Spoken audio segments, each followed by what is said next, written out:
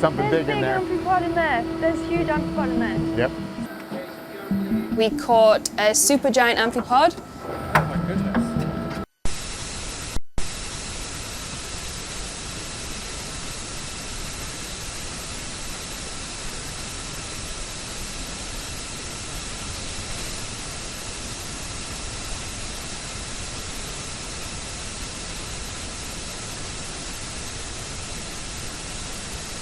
Imagina caer, no hacia abajo como cuando tropiezas en una escalera. Imagina caer durante 6 horas seguidas, en total oscuridad, en silencio absoluto. Cada segundo que pasa, algo invisible te aplasta un poco más. Tu pecho se comprime. Tus oídos no pueden ni protestar porque no hay aire para transmitir el sonido. Y cuando al fin tocas fondo, lo que encuentras debajo de tus pies no es roca, no es arena, no es nada que hayas visto antes. Es un planeta dentro del planeta. Existe un lugar en el fondo del Océano Pacífico, en las coordenadas exactas de 11 grados norte y 142 grados este, donde el suelo marino se hunde más de 11 kilómetros por debajo de la superficie. Si pudieras arrancar el monte Everest de sus raíces y depositarlo boca abajo en ese punto, su cima quedaría sumergida bajo más de 2 kilómetros de agua oscura. Y en ese lugar, donde la presión es 1000 veces mayor que la del aire que respiras ahora mismo, donde la temperatura ronda 1 grado por encima del punto de congelación, donde ningún rayo de luz solar ha llegado jamás, ni llegará jamás, ocurren cosas que desafían todo lo que pensamos saber sobre la vida. No estamos hablando del fondo del mar en términos generales, no estamos hablando de los arrecifes de coral, ni de los tiburones que conoces, ni de los pulpos que salen en los documentales de divulgación. Estamos hablando del abismo, del Hadal, del Challenger Deep, el punto más profundo medido jamás en este planeta. Y vamos a pasar 24 horas allí. Pero antes de empezar el reloj necesitas entender algo que la mayoría de los documentales no te dicen. El abismo no es un lugar pasivo, no es simplemente un agujero muy profundo lleno de agua fría. Es un sistema con reglas propias, con ciclos propios, con una economía de energía tan ajustada que cualquier perturbación se propaga durante décadas. Los organismos que lo habitan no están sobreviviendo a duras penas en las condiciones más hostiles del planeta. Están prosperando en ellas, de una manera que ha llevado a algunos científicos a reconsiderar la definición misma de lo que significa estar vivo. Hagamos una pausa aquí para calibrar el asombro. Porque lo que viene no son metáforas, son hechos verificados por expediciones reales, con equipamiento que costó cientos de millones de dólares, operado por personas que dedicaron décadas de su vida a responder una sola pregunta: ¿qué hay ahí abajo? Lo que encontraron cambió la biología, lo que encontraron cambió la astrobiología, y lo que encontraron nos debería cambiar a nosotros, la manera en que pensamos sobre nuestro planeta y sobre el lugar que ocupamos en él. Esto es lo que ocurre ahí abajo, hora a hora, cuando nadie mira. El mapa del infierno. ¿Dónde estamos y qué tan lejos está? Para entender lo que vamos a explorar, primero hay que entender la escala de lo que nos enfrentamos. Y te advierto, tu cerebro va a rechazar estas cifras. Tendrás que obligarte a procesarlas. El Océano Pacífico tiene una profundidad media de 4 kilómetros. Eso ya es incomprensible para la mente humana. Pero la fosa de las Marianas, la estructura geológica que nos interesa hoy, no está cerca de ese promedio. La fosa de las Marianas es una cicatriz en el fondo del Pacífico, una herida en la corteza terrestre de más de 2.500 kilómetros de longitud y entre 69 y 96 kilómetros de anchura, con forma de V alargada. Se extiende al sureste de las Islas Marianas, cerca de las Islas Filipinas, en el margen occidental del Pacífico, donde la placa tectónica del Pacífico se hunde bajo la pequeña placa de las Marianas en un proceso llamado subducción. En términos simples, 2 placas gigantescas de corteza terrestre se empujan la una contra la otra y una de ellas se dobla y se hunde hacia el manto de la Tierra. Ese proceso de hundimiento ha estado ocurriendo durante decenas de millones de años y el resultado es la depresión más profunda conocida en todo el planeta. Pero hay un detalle adicional que pocas personas conocen. La subducción no es un proceso suave. La placa que se hunde no lo hace de manera uniforme ni continua. Se rompe, se bloquea, acumula tensión durante cientos de años y luego se libera de golpe. Esas liberaciones son los terremotos más potentes del mundo. Los sismólogos monitorean constantemente las fosas oceánicas de subducción porque son las zonas sísmicas más peligrosas del planeta. El terremoto y tsunami de 2011 que mató a 18.000 personas en Japón y causó el accidente nuclear de Fukushima se originó exactamente en este tipo de zona, en la fosa del Japón, a apenas 1.400 kilómetros al norte del Challenger Deep. El punto más profundo de la fosa de las Marianas es el Challenger Deep. Su nombre proviene del HMS Challenger, el barco de la Marina Real Británica que realizó la primera expedición oceanográfica global entre 1872 y 1876 y que ubicó esta fosa por primera vez. Fue durante ese viaje, el 23 de marzo de 1875, cuando los científicos a bordo lanzaron una sonda de cuerda lastrada y registraron una profundidad de 8.184 metros en esa zona del Pacífico, sin sospechar que estaban sobre uno de los puntos más profundos del planeta. La tecnología de la época no era suficientemente precisa para capturar la profundidad real. A lo largo del siglo siguiente, las mediciones fueron mejorando.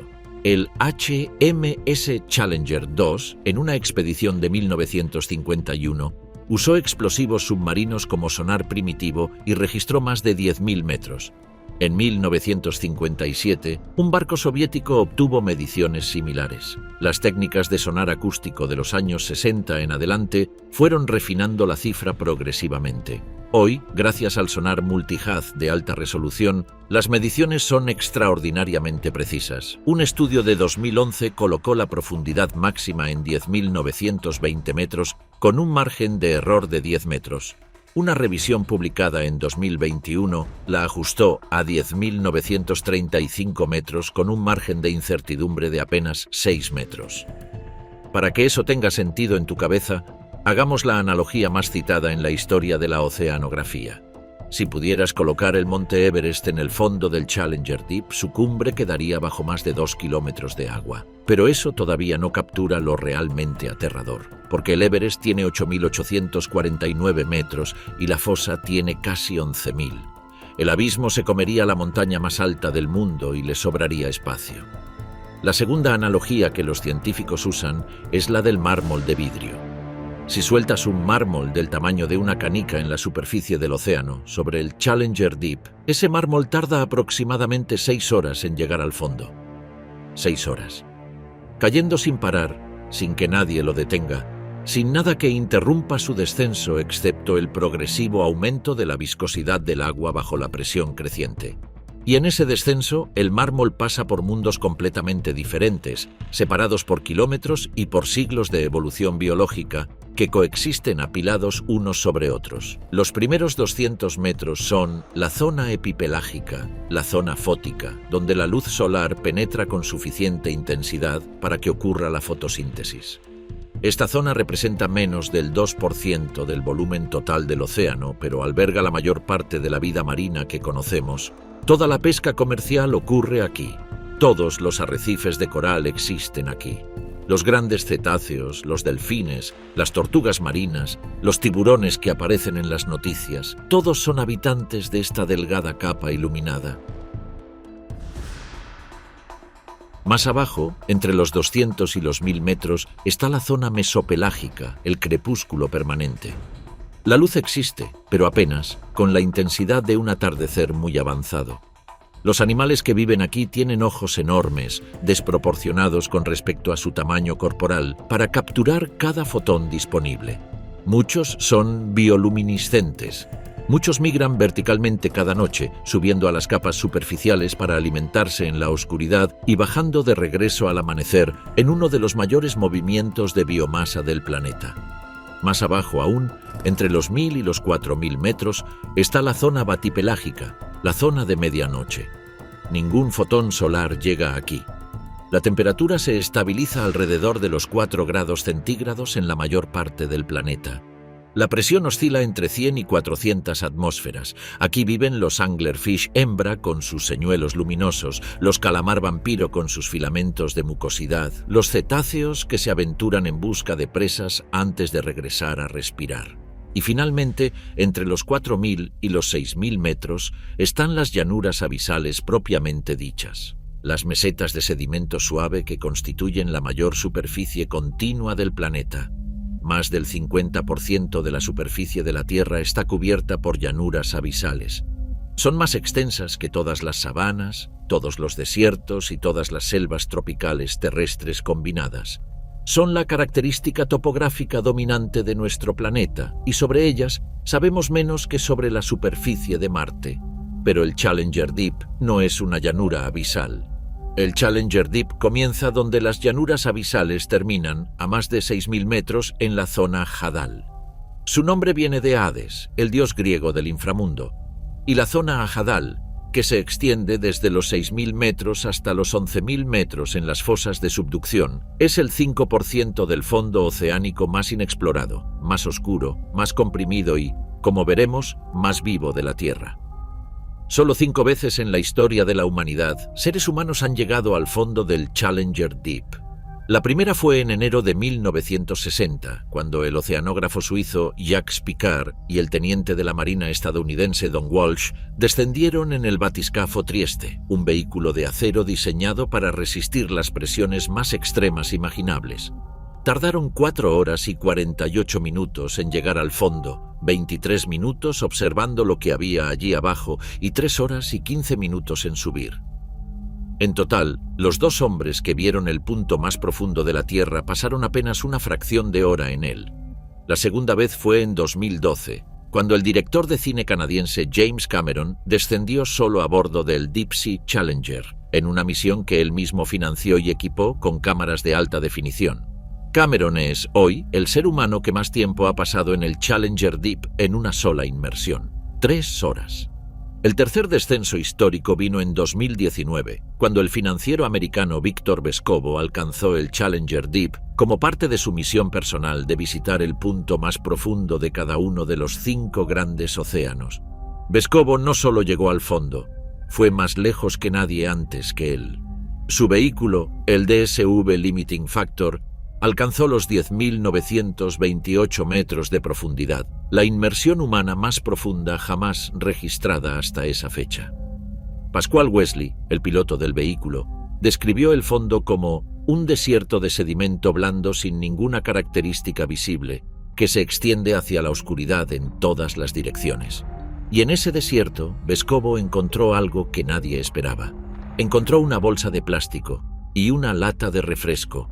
Guardaremos ese dato para más adelante, porque cambia completamente la manera en que entendemos qué es realmente el abismo hoy. Pero primero, necesitamos entender cómo funciona ese mundo, y para eso hay que hablar de presión. La primera hora, lo que la presión le hace a todo, son las 0 horas, mediodía en el abismo, si el abismo tuviera día. En la superficie del océano, el peso del agua que tienes encima es 0. La presión atmosférica normal, la que sientes ahora mismo, es una atmósfera. Por cada 10 metros que desciendes en el agua, añades otra atmósfera de presión, así que a 100 metros de profundidad tienes 10 atmósferas aplastando tu cuerpo. A 1000 metros, 100 atmósferas. En el Challenger Deep, a casi 11 kilómetros, la presión roza las 1100 atmósferas, o lo que es lo mismo, aproximadamente 1100 kilogramos por centímetro cuadrado. Expresado de otra manera, la presión en el Challenger Deep equivale al peso de 1.600 elefantes apilados sobre cada centímetro cuadrado de tu cuerpo. Una esfera de titanio hueca, sin refuerzo especial, quedaría aplastada como una lata de refresco en cuestión de segundos. Los submarinos militares convencionales se desintegrarían mucho antes de acercarse a esas profundidades, y eso que están construidos para resistir presiones extremas. La primera cápsula humana que llegó al fondo, el Trieste, tenía una esfera de acero con paredes de 13 centímetros de grosor y ventanas de plexiglas de 16 centímetros de diámetro, que se comprimían visiblemente durante el descenso bajo la presión del agua. Pero las criaturas que viven permanentemente en el Challenger Deep no sienten nada de eso. Aquí está el primer secreto del abismo que nadie te explica bien. La presión no aplasta si no hay nada que comprimir. Los animales de aguas profundas no tienen cavidades llenas de gas, no tienen pulmones, no tienen vejigas natatorias. Sus cuerpos no son bolsas de aire envueltas en carne, como somos nosotros. Son organismos cuya biología entera se ha adaptado a vivir sumergida en agua a alta presión, de adentro hacia afuera. Cada célula, cada membrana, cada proteína está ajustada a ese entorno. El agua dentro de sus cuerpos está a la misma presión que el agua fuera, y eso significa que no hay diferencia que comprimir. Los anfípodos gigantes, pequeños crustáceos similares a gambas que habitan el Challenger Deep, tienen una particularidad descubierta hace relativamente poco. Algunos de los que viven en las partes más profundas tienen una capa de metal en su exoesqueleto. No es un artefacto evolutivo casual. Estos anfípodos absorben compuestos de aluminio del agua y de los sedimentos, los procesan en su interior y el resultado es una capa metálica que recubre su caparazón. Los científicos los han llamado anfípodos acorazados. ¿Por qué lo hacen exactamente sigue siendo objeto de investigación? Pero la hipótesis más extendida es que esa capa los ayuda a mantener la integridad estructural bajo presiones extremas. En esta primera hora de nuestro día en el Challenger Deep, el mundo está completamente inmóvil a primera vista. La temperatura del agua es de aproximadamente 1 o 2 grados centígrados. No hay corrientes fuertes, no hay luz de ningún tipo. El sedimento del fondo, un lodo suave acumulado durante millones de años, no se mueve. Pero debajo de esa quietud aparente, ocurre algo constante y silencioso. Está nevando. La nieve marina, el alimento que cae desde el cielo. En los años 50 del siglo pasado, 2 científicos japoneses llamados Noboru Suzuki y Kenji Kato descendieron en la cámara de observación submarina Kuroshio por las aguas del Pacífico. Mientras el exterior se oscurecía progresivamente, vieron partículas flotando alrededor de la cápsula, descendiendo con suavidad, sin dirección aparente, como si el océano hubiera decidido nevar en la oscuridad. Le pusieron un nombre a lo que veían. Nieve marina es la metáfora más acertada y a la vez más perturbadora que existe para describir el abismo. Porque en el fondo del Challenger Deep, efectivamente nieva, y lleva nevando millones de años. La nieve marina no es nieve de verdad, claro está. Son fragmentos de materia orgánica muerta que se generan en la superficie del océano, donde la luz del sol alimenta billones de organismos microscópicos y que van descendiendo lentamente hacia el fondo. Los cuerpos de algas unicelulares muertas, de zooplancton que ya cumplió su ciclo vital, heces de animales que viven en zonas superiores, restos de gelatina, pellets de excremento comprimido que se forman cuando el zooplancton procesa el fitoplancton. Todo eso se pega entre sí gracias a sustancias mucilaginosas que las bacterias y el plancton secretan, formando copos irregulares de materia orgánica que flotan lentamente hacia las profundidades. Lo que no es intuitivo es la escala temporal de ese descenso. Los copos más pequeños y más ligeros pueden tardar semanas en llegar a los 4.000 metros de las llanuras abisales. Para alcanzar el fondo del Challenger Deep, a casi 11 kilómetros, algunos fragmentos tardan meses. Eso significa que una partícula de materia orgánica generada en la superficie del Pacífico Occidental un día de verano puede estar llegando al fondo del Challenger Deep en pleno invierno, habiendo viajado 11 kilómetros verticales mientras fue degradada progresivamente por bacterias, consumida parcialmente por organismos en las capas intermedias y comprimida por la presión creciente. La nieve que llega a la DAL es la nieve que sobrevivió ese filtrado despiadado, y en ese viaje ha perdido casi toda su energía. Solo alrededor del 2% de la materia orgánica producida en la superficie del océano llega al fondo abismal. El 98% restante es consumido, degradado o mineralizado en las capas superiores del agua durante el descenso. Para los animales del Challenger Deep, eso significa vivir en un entorno donde la comida es tan escasa que la analogía que los científicos usan es la siguiente.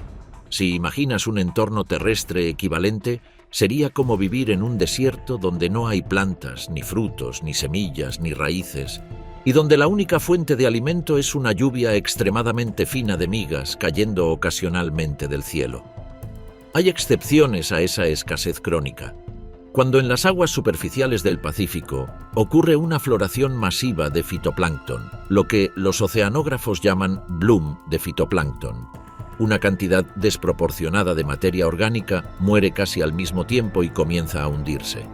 Ese pulso de nieve marina más abundante de lo habitual puede tardar semanas en llegar al fondo, pero cuando llega, el Hadal responde. Los carroñeros se congregan. Los pepinos de mar cambian su dirección de pastoreo. Las bacterias del sedimento aceleran su metabolismo.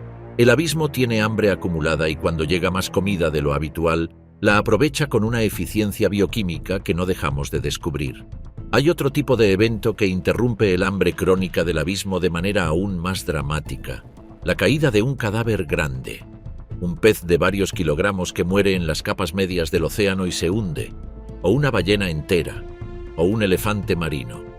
Cada uno de esos eventos genera lo que los científicos llaman caída de alimento concentrado, un nodo de nutrientes que en el contexto del desierto abismal equivale a que aparezca de la nada un festín completo. Hablaremos de las ballenas en detalle más adelante. Por ahora, basta saber que la economía del Challenger Deep se rige por un principio simple: casi nunca hay suficiente y cuando hay, todo consume a la vez. Hay algo más que la nieve marina transporta hacia las profundidades, algo que los científicos no anticiparon cuando comenzaron a estudiarla: información genética. Las partículas orgánicas que descienden son colonizadas por bacterias en las capas superiores del océano.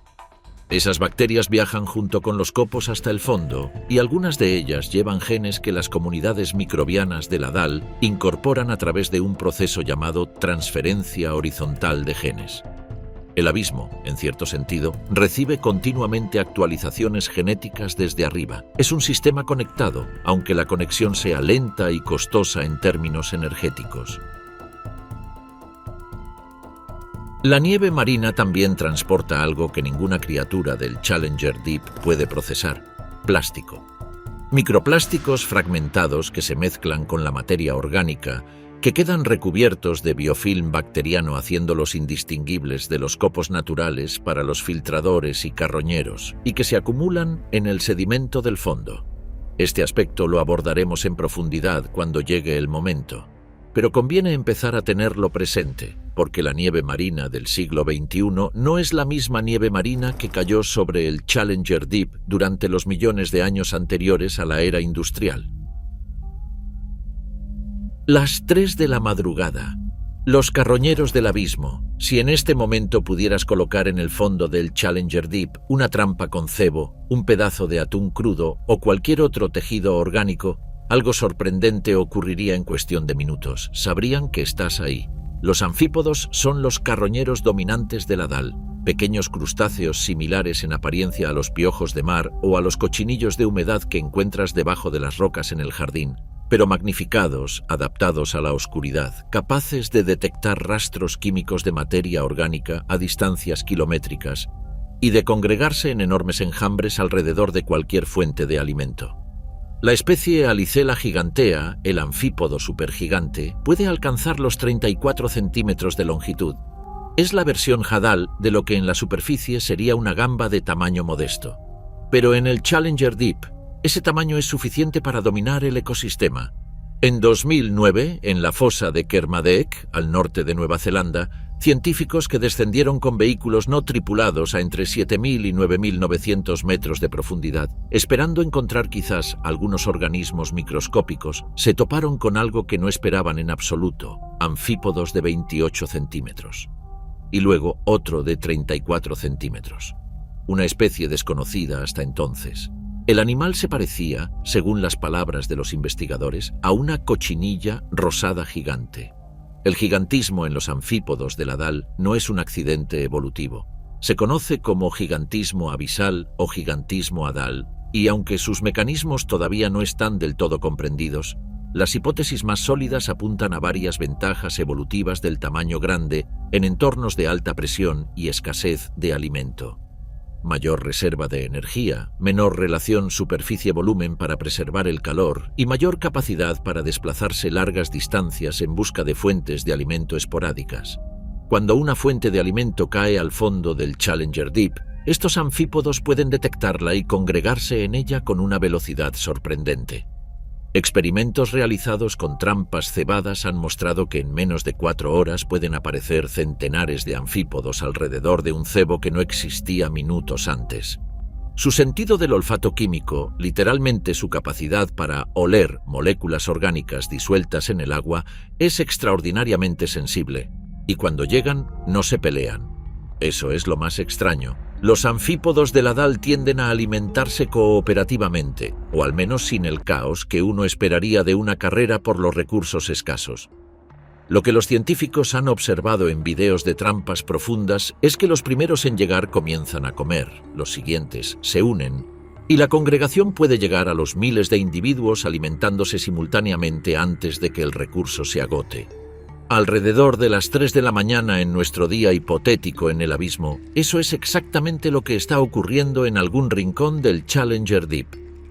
Algún fragmento de materia orgánica, quizás el cuerpo de un copépodo muerto en las capas superiores hace semanas, ha llegado finalmente al fondo y los anfípodos han llegado.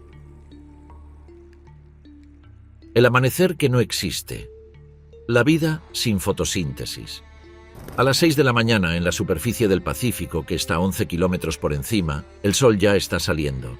Sus rayos penetran el agua, energizan a los organismos fotosintéticos, inician el ciclo más fundamental de la vida marina conocida hasta los años 70 del siglo pasado. A 10.935 metros de profundidad no cambia absolutamente nada. Aquí no hay amanecer ni atardecer, no hay ciclo de luz y oscuridad. El tiempo en el Challenger Deep no se mide en días, se mide en otras unidades mucho más lentas, en tasas de sedimentación, en tiempos de generación microbiana, en la escala geológica de los movimientos tectónicos que formaron la fosa. Para los organismos de la DAL, el día y la noche son conceptos tan ajenos como el color o el calor solar. Sus relojes biológicos, si los tienen, responden a otras señales. Variaciones en la composición química del agua, pulsos de nieve marina, vibraciones sísmicas procedentes de las paredes de la fosa. Y sin embargo hay algo que podría considerarse la versión ADAL de la fotosíntesis, la quimiosíntesis. La historia de su descubrimiento es una de las más importantes de la biología del siglo XX y comienza no en el Challenger Deep, sino en las Galápagos, en 1977. Un equipo de científicos a bordo del submersible Alvin estaba explorando el fondo del Pacífico cerca de las Islas Galápagos a unos 2.500 metros de profundidad, siguiendo anomalías de temperatura en el agua que sugerían la presencia de fluidos hidrotermales. Cuando el geólogo Jack Corliss se asomó a la ventanilla del Alvin en el fondo, lo que vio no era lo que nadie esperaba. Contactó con el barco en la superficie a través del teléfono hidroacústico y preguntó: ¿se supone que el fondo del océano debería parecer un desierto? Porque hay todos estos animales aquí abajo. Había chimeneas hidrotermales, columnas de fluido superheated saliendo del fondo marino, construyendo espiras y torres de minerales precipitados que podían alcanzar 15 metros de altura, y rodeándolas miles de animales. Gusanos de 3 metros con penachos escarlata, almejas del tamaño de platos de mesa, cangrejos, camarones. Un ecosistema completo, absolutamente desconectado del sol. La pregunta era evidente: ¿qué los alimentaba? Respondió años después una estudiante de primer año de posgrado en Harvard llamada Colin Cavanaugh. Asistió a una conferencia sobre los gusanos tubo sin boca ni intestino y al escuchar que tenían un órgano interno llamado trofosoma lleno de cristales de azufre, pidió ver una muestra al microscopio. Lo que encontró dentro del trofosoma fueron bacterias, 100.000 millones de ellas por cada cucharadita de tejido, oxidando sulfuro de hidrógeno para extraer energía química. Cavanaugh había encontrado la quimiosíntesis en acción, el mismo proceso lógico que la fotosíntesis, convertir dióxido de carbono en materia orgánica, pero usando combustible químico en lugar de luz solar. Las plantas usan fotones. Estas bacterias usan sulfuro. Las implicaciones de ese descubrimiento se han ido revelando durante casi 5 décadas. Hoy sabemos que hay más de 650 campos de fuentes hidrotermales identificados en el fondo oceánico, a lo largo de las dorsales oceánicas y en las zonas de subducción. Cada campo puede contener docenas o centenares de chimeneas individuales. El total de área que cubren es menor que el de Manhattan, pero la densidad de vida en esos campos rivaliza con la de los arrecifes de coral tropicales. Lo que durante décadas permaneció incierto era si la quimiosíntesis ocurría también en el ADAL. Las fuentes hidrotermales identificadas estaban mayoritariamente en las dorsales oceánicas, a profundidades de entre 1.500 y 4.000 metros. Las fosas de subducción, con sus geometrías diferentes y sus dinámicas geológicas propias, eran un territorio distinto, hasta que en 2025 ese misterio se resolvió de manera espectacular. Un estudio publicado en la revista Nature en julio de 2025 describió el descubrimiento de las comunidades quimiosintéticas más profundas y extensas jamás documentadas en la Tierra. El equipo, que utilizó el mismo submersible chino Fenduche del que hemos hablado, exploró las fosas de Kuril-Kamchatka y la fosa aleutiana occidental, y encontró colonias de gusanos poliquetos siboglinidos y bivalvos que se extendían a lo largo de 2.500 kilómetros, a profundidades de entre 5.800 y 9.533 metros. Eran sostenidas por fluidos ricos en sulfuro de hidrógeno y metano que emergían a través de fallas geológicas en el interior de las fosas. El metano, determinó el análisis isotópico, se producía de manera microbiana a partir de materia orgánica depositada en los sedimentos. Las bacterias del sedimento descomponían la materia orgánica produciendo metano. El metano emergía a través de las fallas, y ese metano alimentaba a las comunidades quimiosintéticas en las paredes. Es un circuito cerrado de energía dentro del abismo. La materia orgánica que llega como nieve marina desde arriba se transforma paso a paso en metano que alimenta bacterias, que alimentan gusanos y almejas, que cuando mueren añaden su biomasa al sedimento, que vuelve a ser procesado por bacterias. El hadal no solo recibe energía del sol de manera indirecta, a través de la nieve marina, tiene su propia fuente de energía interna, geológica, independiente de la superficie. Eso es lo que ningún modelo ecológico predecía antes de este descubrimiento, y sus implicaciones van mucho más allá de la biología. Si el hadal puede sostener ecosistemas complejos con energía puramente química, entonces cualquier cuerpo del sistema solar que tenga agua líquida, gradientes geoquímicos y tiempo suficiente podría, en principio, albergar vida. Europa, la luna de Júpiter. Encélado, la luna de Saturno. Mundos que nunca han recibido un fotón con suficiente energía para iniciar una reacción fotosintética, pero que tienen océanos calentados desde dentro por fuerzas gravitatorias y radiactivas. El Challenger Deep, en este sentido, no es solo el punto más profundo de la Tierra. Es el laboratorio natural más relevante que tenemos para entender si la vida es una propiedad universal del cosmos o una rareza de las condiciones superficiales de un planeta con una estrella a distancia conveniente. El mediodía del abismo, criaturas que no deberían existir. Son las 12 del mediodía. En la superficie del Pacífico, los pescadores en sus barcos hacen sus labores cotidianas. Tiburones hambrientos cazan en la zona fótica. Manadas de atunes surcan las aguas templadas. A 10.935 metros de profundidad, un gusano de varios centímetros sin boca, sin intestino y sin ano, está absorbiendo compuestos del agua a través de membranas especializadas. El Osedax, o gusano devorador de huesos, fue descubierto en 2002 por un equipo del Monterey Bay Aquarium Research Institute que exploraba las aguas de la bahía de Monterey a 3.000 metros de profundidad. No estaban buscando gusanos, buscaban arrecifes de almejas usando sonar en un vehículo sumergible no tripulado. Lo que encontraron, en cambio, fue el esqueleto de una ballena enorme, cubierto de lo que parecía una alfombra roja tupida. Cuando el brazo robótico tomó una muestra de uno de los huesos, los científicos que la examinaron a bordo no pudieron identificar la criatura. El equipo combinado tenía un total de 100 años de experiencia estudiando el fondo marino, y ninguno de ellos había visto aquello antes. Lo que tenían eran gusanos poliquetos con una morfología completamente distinta a cualquier poliqueto conocido, sin boca, sin tubo digestivo, sin ano, con un penacho de tentáculos rojos en un extremo y, en el otro extremo, lo que solo podía describirse como raíces verdes que penetraban el tejido óseo. El equipo les llamó internamente gusano zombie. 2 años después, en 2004, publicaron el descubrimiento en la revista Science bajo el nombre científico Osedax, del latín os, hueso, y edax, devorador. El mecanismo de alimentación del Osedax es uno de los más elaborados conocidos en la zoología. Sus raíces verdes secretan ácido que disuelve el mineral del hueso. Una vez disuelto, el colágeno y otros compuestos orgánicos del hueso quedan accesibles. Dentro de las raíces viven bacterias simbióticas en densidades extraordinarias que procesan esos compuestos y los convierten en nutrientes asimilables para el gusano. El gusano no digiere el hueso directamente, lo usa como sustrato para sus bacterias, y las bacterias lo alimentan a cambio. Cada raíz del Osedax es en miniatura el equivalente de un rumen bovino, un reactor bioquímico lleno de microorganismos que hacen el trabajo de digestión que el animal por sí solo no podría realizar. Pero lo verdaderamente extraordinario del Osedax no es su anatomía, es su estrategia reproductiva que resuelve un problema fundamental del abismo: encontrar pareja en un entorno vasto y oscuro donde los individuos están separados por distancias enormes.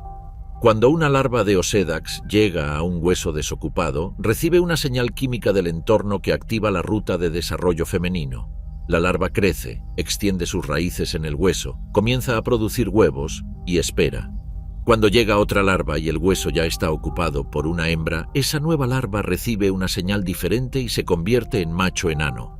Extremadamente pequeño, sin sistema digestivo propio, equipado solo con los ganchos que lo anclan al tubo de la hembra y con el aparato reproductivo necesario para producir esperma. Cada hembra puede tener decenas o incluso cientos de machos enanos viviendo anclados en su tubo. Cuando las reservas de yema del macho se agotan, muere. Esta solución al problema de la escasez de parejas en el abismo no es exclusiva del Osedax. Los anglerfish abisales, los famosos peces con su señuelo luminoso en la frente, han llegado independientemente a la misma estrategia.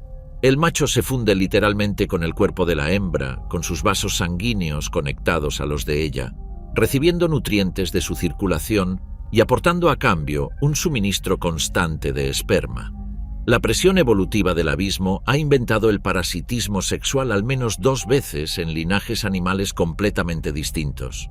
La especie que se lleva el título más extremo de adaptación en el Challenger Deep, propiamente dicho, es el pez babosa hadal. Su nombre científico es Pseudoliparis belliaevi, dentro de la familia Liparidae, los peces caracol. Es un organismo pequeño, de entre 15 y 20 centímetros, con el cuerpo completamente gelatinoso, la piel translúcida como el vidrio esmerilado, sin escamas, con los órganos internos visibles a través de las paredes del cuerpo. Sus ojos son pequeños y no le sirven de mucho en la oscuridad absoluta, pero su línea lateral, el sistema de sensores que detectan movimientos y vibraciones en el agua, está exquisitamente desarrollada. Una investigación publicada en Nature Ecology and Evolution en 2019 secuenció el genoma completo de Pseudoliparis suirei, la especie hermana que habita la fosa de las Marianas, y reveló con detalle molecular por primera vez cómo funciona la adaptación hadal. El gen responsable de la calcificación del cartílago, el BGLAP, tiene una mutación que provoca su terminación prematura. El resultado es que los huesos de estos peces nunca terminan de endurecerse. Son cartílago suave, flexible, que se comprime bajo la presión sin fracturarse. Las membranas celulares tienen una composición lipídica diferente a la de sus parientes de aguas superficiales, más rica en ácidos grasos insaturados que mantienen la fluidez de la membrana incluso a presiones que solidificarían las membranas convencionales.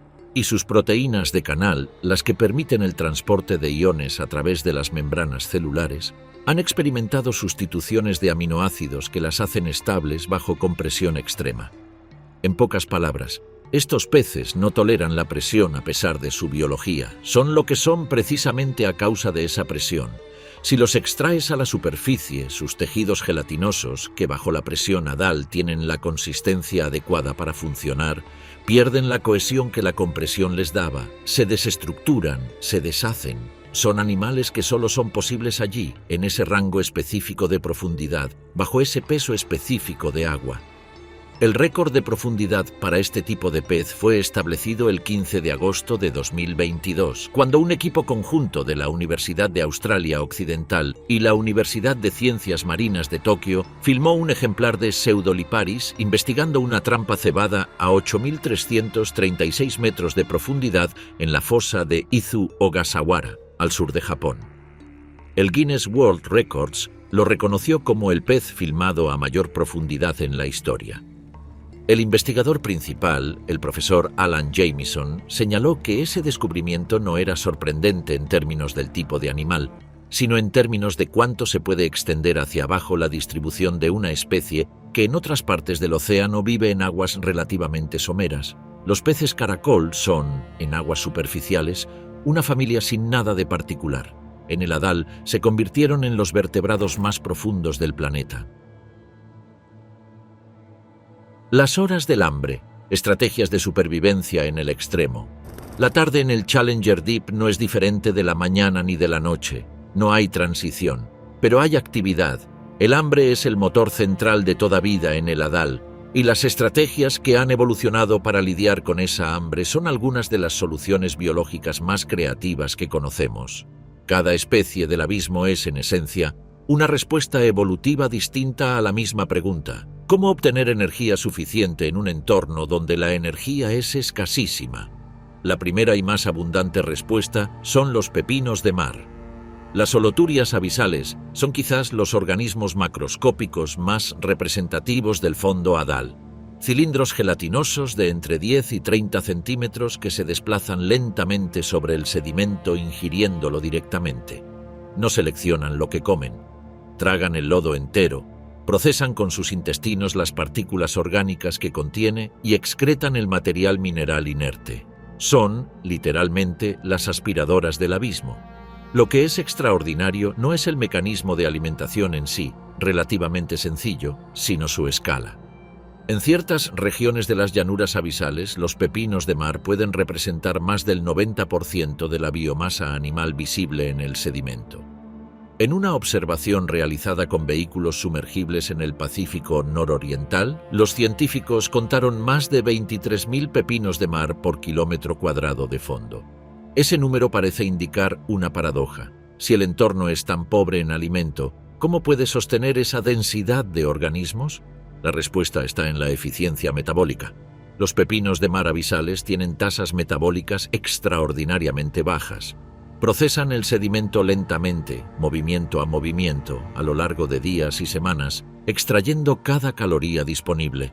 Su temperatura corporal es la del agua circundante entre 1 y 4 grados centígrados, lo que reduce drásticamente el coste energético de mantener las funciones vitales. Las estrellas de mar abisales han resuelto el problema del hambre de una manera diferente, siendo más rápidas que sus presas, algo que en el abismo no requiere ser rápido en sentido convencional, sino simplemente menos lento que lo que persigues. Sus brazos son proporcionalmente más largos y delgados que los de las estrellas de mar de aguas superficiales, lo que les permite cubrir superficies de sedimento más amplias con menos gasto energético de locomoción. Algunas especies han desarrollado patas locomotoras modificadas, zancudas, que les permiten moverse sobre el sedimento blando sin hundirse. El récord de profundidad para una estrella de mar filmada en su hábitat fue registrado en expediciones a la fosa de las Marianas, a más de 8.400 metros de profundidad. Pero ninguna estrategia macroscópica de obtención de alimento en el Hadal se aproxima a la sofisticación de las soluciones microbianas. Los microbios del Challenger Deep son los organismos dominantes del abismo en términos de biomasa total y diversidad funcional. A diferencia de los animales, que dependen de la nieve marina y de las caídas esporádicas de materia orgánica, los microbios hadales han diversificado sus fuentes de energía hasta un punto que no tiene equivalente en ningún otro ecosistema conocido. Hay microbios que oxidan sulfuro de hidrógeno, otros que oxidan metano, otros que reducen sulfatos, otros que fermentan compuestos orgánicos en condiciones anaeróbicas, otros que extraen energía de la reducción de hierro. Cada uno de esos procesos libera pequeñas cantidades de energía química que el organismo utiliza para crecer y reproducirse. Los piezófilos, cuyo nombre significa amantes de la presión, son los microbios más especializados del Hadal. No solo toleran las presiones extremas, las requieren para funcionar correctamente. Sus membranas celulares están compuestas por lípidos con una arquitectura diferente a la de los microbios de superficie, lípidos que bajo presión normal se comportan de manera aberrante. Algunos de estos organismos han sido cultivados en laboratorio, pero solo bajo presiones que replican las del Hadal. A presión atmosférica normal, sus membranas pierden la estructura que la compresión les confería y el organismo muere.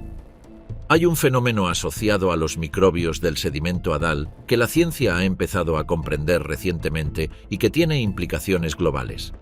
El ciclo del metano en el hadal actúa como un reactor biogeoquímico de proporciones inesperadas.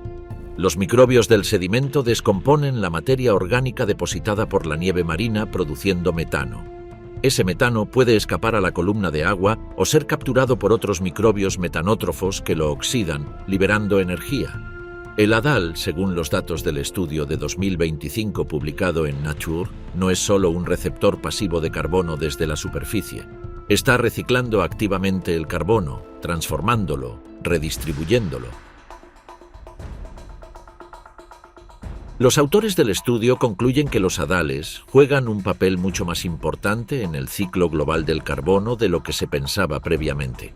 Esto tiene una implicación práctica inmediata. Si alteramos la quimia del hadal, por ejemplo a través de la acumulación de contaminantes o de posibles actividades de extracción minera en las llanuras abisales adyacentes, podríamos perturbar ese ciclo del carbono con consecuencias que se propagarían hacia arriba en la columna de agua y eventualmente hacia la atmósfera. El abismo no está desconectado del clima global. Está conectado a él de maneras que todavía estamos aprendiendo a trazar. Hay una última estrategia de supervivencia en el hadal que merece atención específica: la paciencia extrema. Muchos organismos del abismo, especialmente los invertebrados sésiles que viven anclados al fondo, tienen tasas de crecimiento y reproducción que serían consideradas patológicas en cualquier otro contexto ecológico. Algunos pepinos de mar de aguas profundas tardan años en alcanzar la madurez sexual.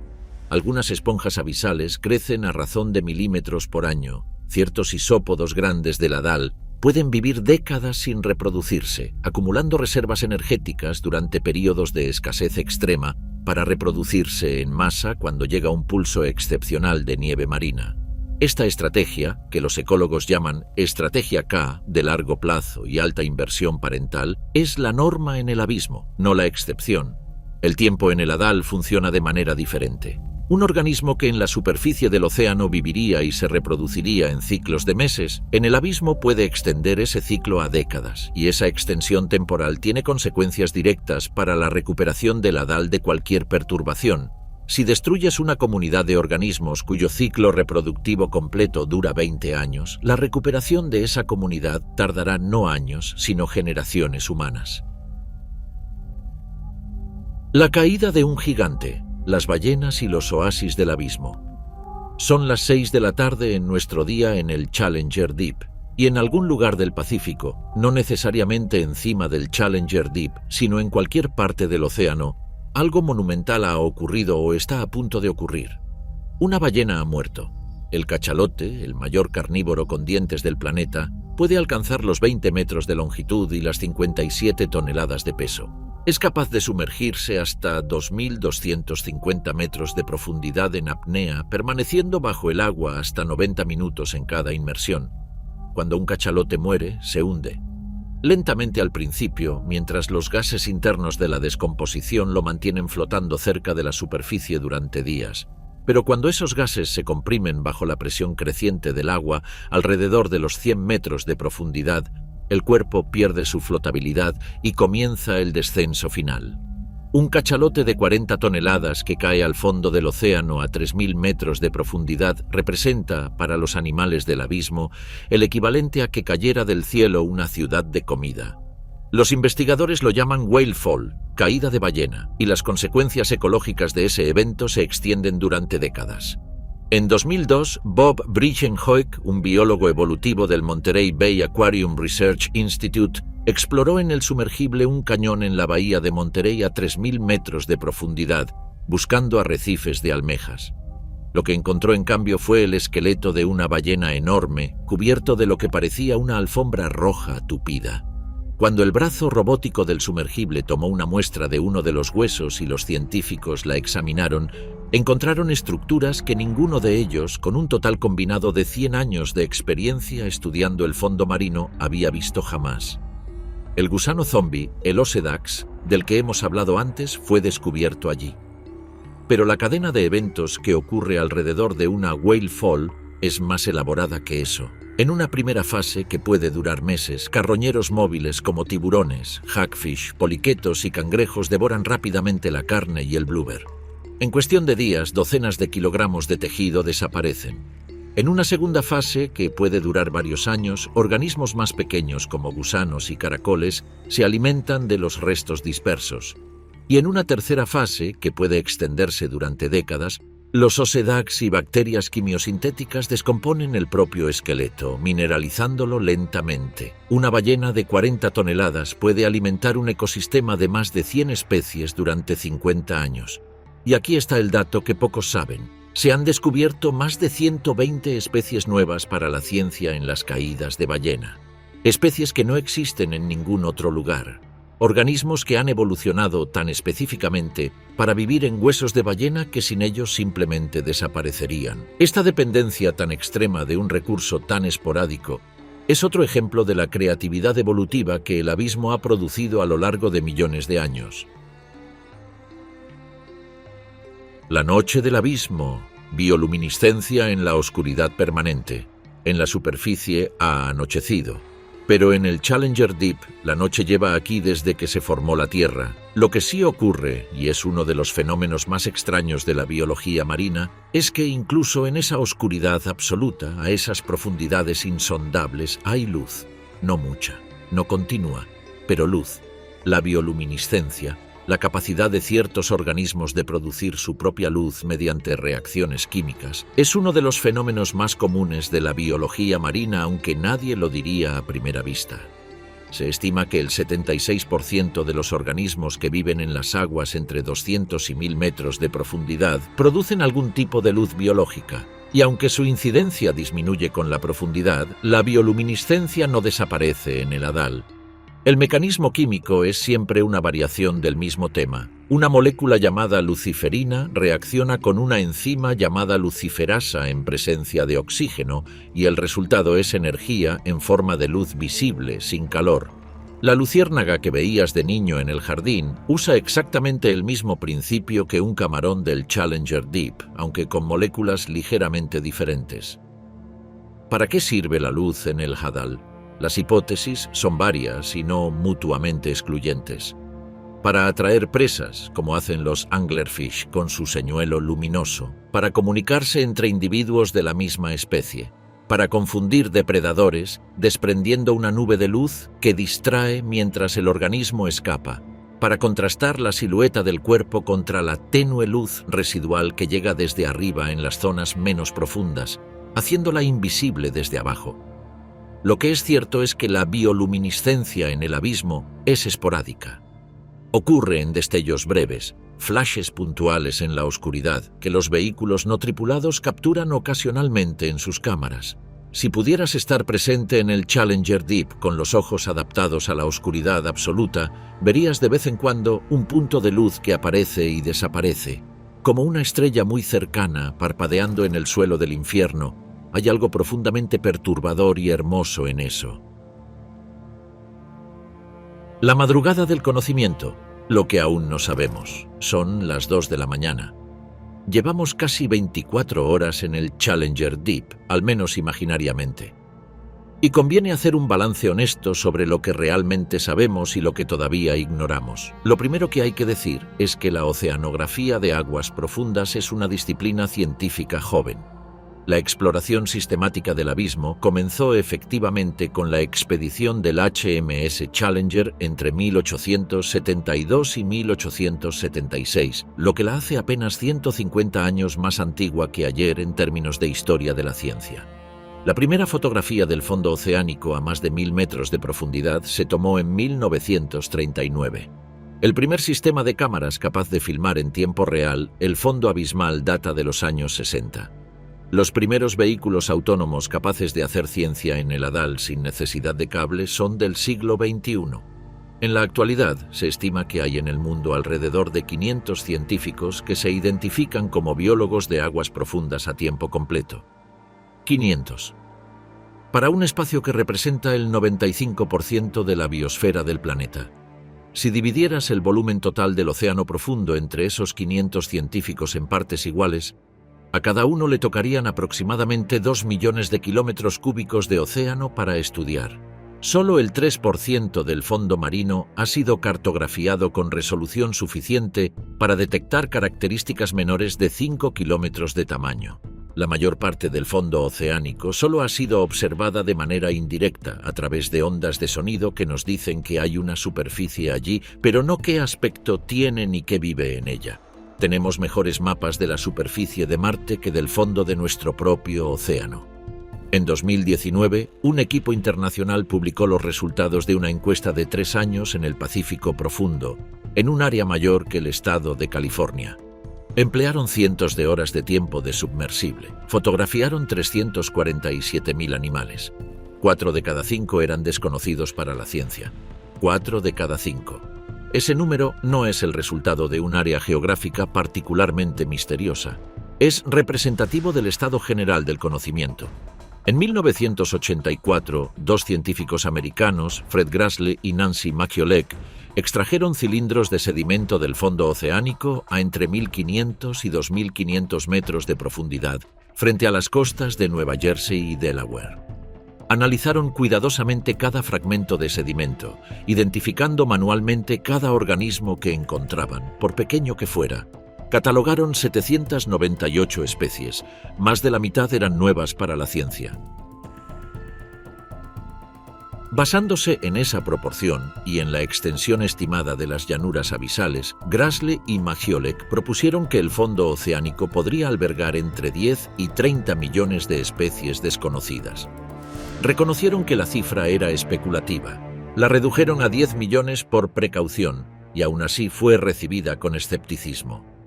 Hoy, décadas después, ningún dato ha refutado ese orden de magnitud. Lo que sí ha ocurrido en ese tiempo es que las técnicas de análisis han cambiado radicalmente.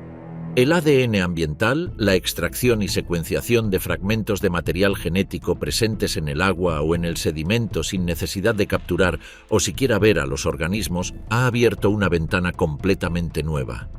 Cuando el equipo del Fenduche analizó muestras de agua del Challenger Deep con estas técnicas, encontró evidencias genéticas de organismos cuya presencia no habría sido detectable por ningún método de observación visual o de trampa convencional, organismos que nunca habían sido fotografiados, que probablemente nunca serán fotografiados con las tecnologías actuales, pero cuyo ADN está allí, en el agua, diciéndonos que existen. Hay categorías enteras de preguntas que la biología de la DAL aún no puede responder. ¿Cómo se dispersan las larvas de los organismos adales entre distintas fosas oceánicas separadas por miles de kilómetros de llanuras abisales? ¿Tienen las distintas fosas comunidades endémicas que solo existen en ese sistema o las especies atraviesan las llanuras en alguna fase de su ciclo vital? ¿Cuánto tiempo tardan las comunidades adales en recuperarse de una perturbación, dado que sus tasas de crecimiento y reproducción son extremadamente lentas? ¿Cómo están respondiendo los organismos del Challenger Deep a los cambios en la composición química del agua profunda asociados al cambio climático, que está alterando la temperatura y la acidez incluso de las capas más profundas del océano?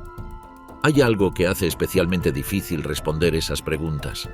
La tecnología necesaria para hacer ciencia en el Adal es extremadamente costosa, técnicamente exigente y susceptible de fallar bajo las presiones que allí reinan. Los vehículos sumergibles diseñados para operar a plena profundidad en el Challenger Deep cuestan decenas o cientos de millones de dólares. Los sensores y las cámaras que funcionan a esas profundidades requieren diseños especiales. Los sistemas de comunicación acústica a través de 11 kilómetros de agua tienen limitaciones severas y cada inmersión, tanto con tripulación como sin ella, implica un riesgo real de perder el equipo para siempre en las profundidades. El resultado es que la frecuencia de visitas al Adal es extraordinariamente baja. Algunas fosas del planeta nunca han sido visitadas con un vehículo sumergible capaz de llegar al fondo. Otras han sido visitadas una sola vez durante unas pocas horas por un equipo que regresó con datos suficientes para publicar una docena de artículos científicos y no ha regresado desde entonces por falta de financiación. La imagen que tenemos del Challenger Deep es la de un mosaico de observaciones puntuales, separadas en el tiempo por años o décadas, realizadas en condiciones de extrema dificultad técnica, y cada una de ellas representando una fracción microscópica del total del área y del tiempo que necesitaríamos cubrir para tener una comprensión real del ecosistema. En ese contexto, cada nuevo descubrimiento no cierra preguntas, las abre. El hallazgo de comunidades quimiosintéticas extensas en las fosas del Pacífico Noroeste en 2025 no respondió cuántas otras fosas tienen comunidades similares. Generó esa pregunta y decenas más sobre los mecanismos de transporte de fluidos en las zonas de subducción, sobre la diversidad específica de las comunidades, sobre su dinámica temporal. El Challenger Deep es un archivo de millones de años de historia biológica y geológica que apenas hemos empezado a leer y cuya lectura requiere instrumentos que en muchos casos todavía no existen. El giro, lo que hemos llevado al abismo. Y aquí llega la parte del relato que cambia de tono, la parte que incomoda. Víctor Vescovo, cuando llegó al fondo del Challenger Deep en 2019, encontró plástico. Y eso no es anecdótico, es sistemático. En 2019, un nuevo tipo de crustáceo Hadal fue descubierto en la fosa de las Marianas. Los científicos le dieron el nombre oficial de Eurítenes plasticus. No plasticus en referencia a ninguna característica morfológica. Plasticus porque en los tejidos del animal se encontraron microplásticos. Era un organismo que nunca había visto la superficie del océano, que había evolucionado en el aislamiento del Hadal durante millones de años y tenía plástico en el cuerpo. Los microplásticos, fragmentos de menos de 5 milímetros procedentes de la fragmentación de plásticos más grandes, se han encontrado en el sedimento del Challenger Deep, en los tejidos de los anfípodos que allí habitan. En el agua misma del Hadal, los compuestos PCB, bifenilos policlorados, contaminantes industriales que se prohibieron en muchos países en los años 70, pero que persisten durante décadas en el medio ambiente, se han detectado en concentraciones inquietantes en animales del Challenger Deep, el fondo más profundo, más remoto, más inaccesible del planeta no está limpio. Nunca lo estuvo desde que comenzamos a producir contaminantes. Los sedimentos del Challenger Deep son una trampa para contaminantes. Los microplásticos y otras partículas orgánicas tienen una densidad ligeramente superior al agua y tienden a acumularse en las partes más bajas de la columna de agua. Las fosas oceánicas, por su geometría, actúan como sumideros. Los contaminantes que tardan décadas en degradarse en la superficie llegan eventualmente a las partes más profundas y se acumulan. Esta realidad tiene consecuencias que la ciencia está comenzando a explorar. ¿Cómo afectan los microplásticos a los organismos hadales? ¿Alteran su fisiología? ¿Interfieren con los procesos quimiosintéticos de las bacterias? ¿Pueden los contaminantes que llegan al Challenger Deep afectar al ciclo del carbono a escala global? En 2025, el estudio publicado en Nature sobre comunidades quimiosintéticas en las fosas del Pacífico Noroeste sugirió que el Hadal juega un papel mucho mayor en el ciclo global del carbono de lo que se pensaba. Las bacterias hadales no solo descomponen materia orgánica, la reciclan, la transforman, y parte de ese carbono regresa eventualmente a la circulación oceánica.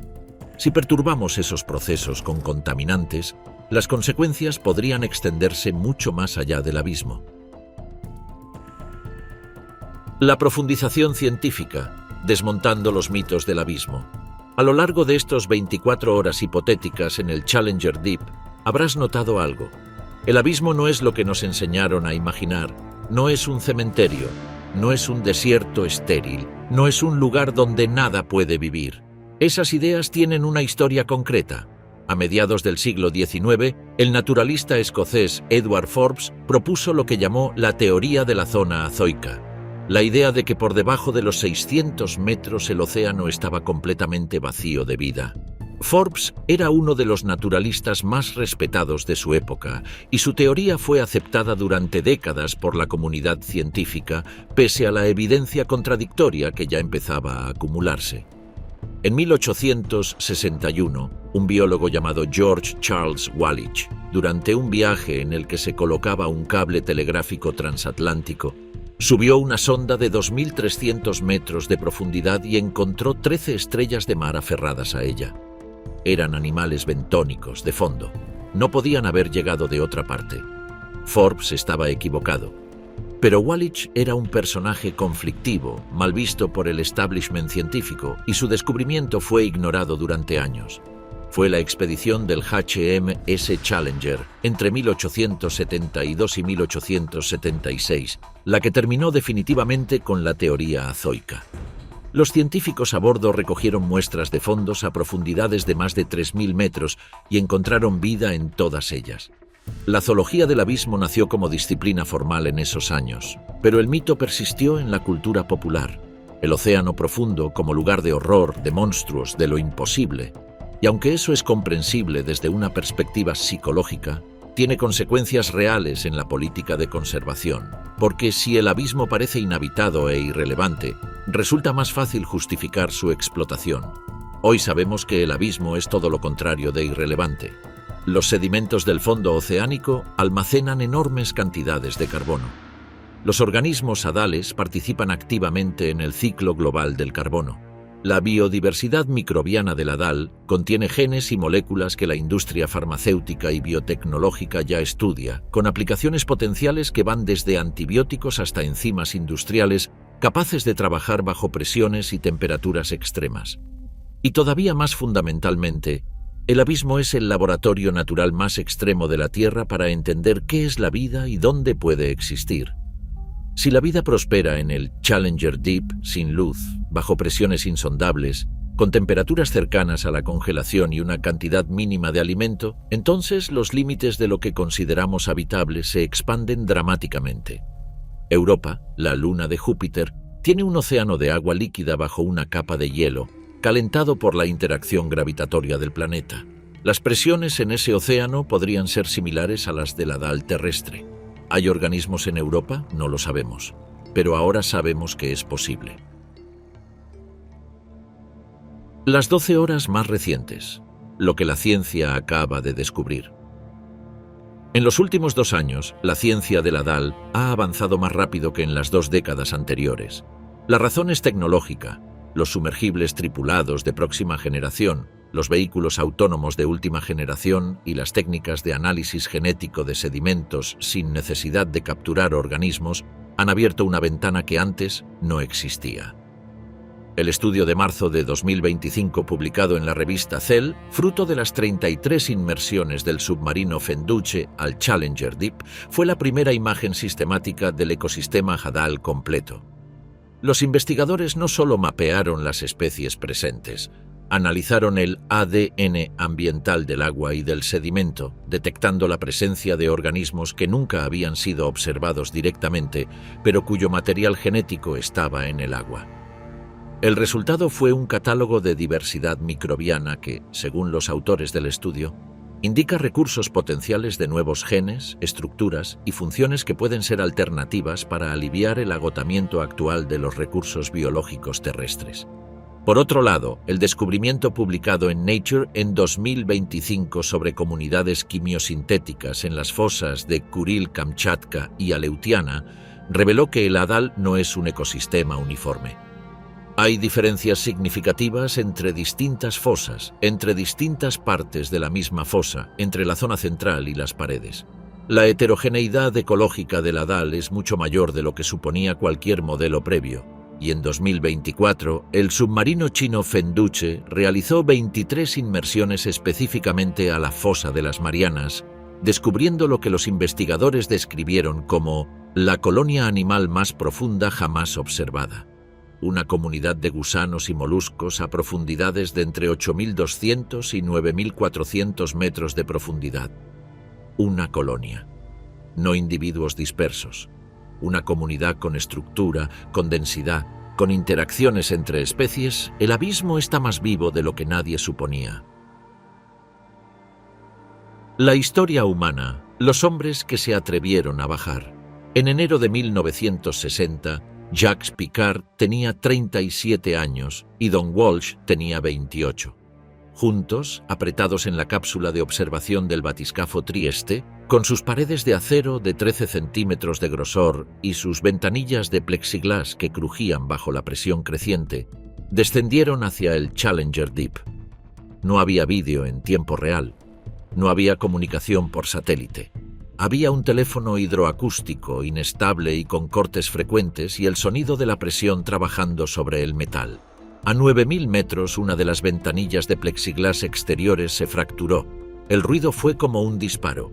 Los dos hombres supieron que el casco exterior había cedido parcialmente, pero que la cápsula de acero principal seguía intacta. Siguieron bajando. A las 13:06 hora local del 23 de enero de 1960, el Trieste tocó fondo. Pickard describió después en su libro que el fondo del Challenger Deep era arcilla amarillenta, impalpable, moviéndose en nubes suaves cuando rozamos el fondo, y que mientras miraban por la ventanilla vieron pasar un pez. No identificaron la especie, era pequeño, plano, parecido a un lenguado, y nadó lentamente más allá del campo de visión. Walsh, entrevistado décadas después, dijo que ese pez cambió todo. Porque una cosa es especular sobre si la vida puede existir en el Hadal. Otra cosa es ver un pez pasando a 11 kilómetros de profundidad mientras estás sentado en una cápsula de acero, intentando no pensar en que cualquier pequeño fallo en el sistema podría ser fatal. 52 años después, en 2012, James Cameron bajó solo en el Deep Sea Challenger. Él llegó al fondo y dijo que era un lugar solitario, desolado, inhóspito. No vio el movimiento de vida que Walsh y Pickard describieron, aunque sus cámaras sí registraron organismos microscópicos en el sedimento. Las condiciones de iluminación y la perturbación causada por el sumergible pueden dificultar ver animales que se han escondido o dispersado. Víctor Vescovo, en 2019, completó su descenso al Challenger Deep como parte de la Five Deeps Expedition, la primera misión en alcanzar el punto más profundo de los 5 océanos. Cuando regresó al barco, la primera pregunta que le hicieron los periodistas fue sobre la bolsa de plástico y la lata de refresco. Vescovo respondió que sí, que lo encontró, pero que también encontró vida. Camarones, pepinos de mar, animales y un fragmento de bolsa de plástico color azul. Las 24 horas concluyen, pero el abismo sigue. Han pasado 24 horas en el Challenger Deep. En ese tiempo, en algún lugar del Hadal han ocurrido cosas que nadie ha visto. Anfípodos han devorado los restos de un organismo que cayó del plancton semanas atrás. Un microorganismo ha metabolizado una molécula de metano, convirtiendo carbono en biomasa en la oscuridad absoluta. Un pez babosa gelatinoso ha detectado con su línea lateral el movimiento de un camarón en el sedimento y ha comido. Las comunidades de gusanos poliquetos en la pared de la fosa han continuado procesando los compuestos sulfurosos que emergen de las fallas geológicas. Y en algún punto, probablemente, un fragmento de microplástico ha sido ingerido por un anfípodo que no tiene manera de rechazarlo ni de expulsarlo. El abismo no tiene 24 horas. El abismo tiene millones de años y lleva funcionando mucho antes de que existieran los humanos y seguirá funcionando mucho después de que hayamos dejado de existir como especie. A su escala temporal, nuestra presencia es tan breve que ni siquiera merece la categoría de episodio. Pero desde nuestra perspectiva, cada hora que pasa es una oportunidad de comprender mejor ese mundo o de dañarlo un poco más. La pregunta que se queda en el fondo: lo que hemos aprendido en estos 24 horas hipotéticos no es únicamente zoología o geología o bioquímica. Es algo más básico y más perturbador. La vida no necesita el sol. Esa afirmación, que hace 50 años habría sido considerada absurda, es ahora una de las certezas mejor establecidas de la biología. El abismo es la prueba más extrema que tenemos de que la vida es una tendencia del universo, no una anomalía de la superficie iluminada de un planeta. Donde hay agua líquida, gradientes de energía química y tiempo suficiente, parece que la vida emerge. El Challenger Deep no es una excepción a la regla de la vida, es otra confirmación de ella. Y hay algo profundamente desconcertante en pensar que mientras vivimos nuestras vidas cotidianas, a 11 kilómetros de profundidad exactamente en este momento, criaturas que llevan millones de años adaptándose a la oscuridad absoluta y a la presión aplastante siguen su ciclo, comen, se reproducen, mueren, son recicladas. El ecosistema Hadal no sabe que existe la superficie del océano, no sabe que existimos nosotros, no sabe que hemos puesto basura en su casa. El Challenger Deep ha sobrevivido al menos 5 grandes extinciones masivas. Ha sobrevivido a asteroides, a erupciones volcánicas en cadena, a cambios climáticos que transformaron los continentes. Es, desde cualquier perspectiva razonable, una de las estructuras más estables y duraderas de la biosfera. La pregunta que merece seguir abierta al final de este recorrido no es si la vida puede sobrevivir en el abismo. Ya sabemos que puede. La pregunta es si el abismo puede sobrevivir a nosotros. ¿Qué crees tú? ¿Merecen protección legal específica los ecosistemas del Hadal? ¿O seguimos explorándolos y eventualmente explotándolos como hemos hecho con todos los demás recursos naturales que hemos encontrado? Cuéntanoslo en los comentarios. Y si este viaje al lugar más oscuro y más profundo de la Tierra te ha despertado una pregunta que no puedes dejar de hacerte, compártelo. Porque la única manera de que el abismo deje de ser invisible para la humanidad es que empecemos a hablar de él.